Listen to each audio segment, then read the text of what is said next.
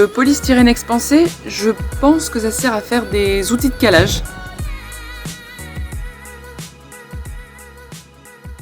Donc le polystyrène expansé, c'est pas forcément que du calage, même si on a tous déjà reçu au moins une fois un appareil électroménager protégé, notamment dans les coins avec des calages.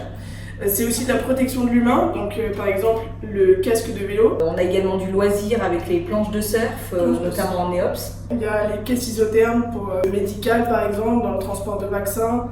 Transport de médicaments, transport cargo-glace aussi. Dans la manutention, le stockage, on peut y retrouver aussi les palettes, donc c'est une multitude d'applications. Je trouve que c'est une matière fragile et friable.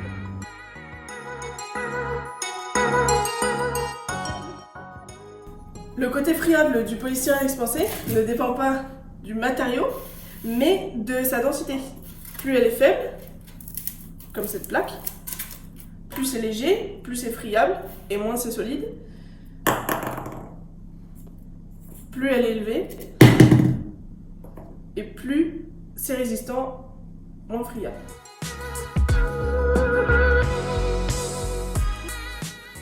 Pour moi, le polystyrène, c'est polluant.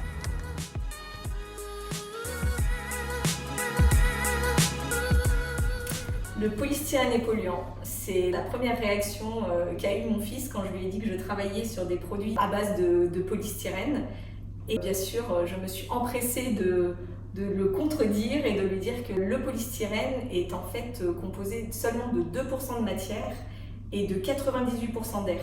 Donc en fait, vous voyez, la matière ressemble à peu près à du sel.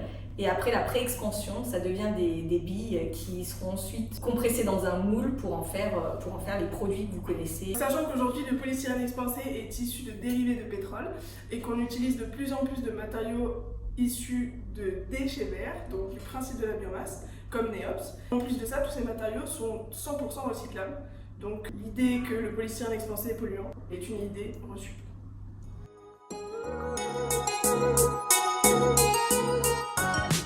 Le polystyrène expansé, je pense qu'il n'est pas recyclable.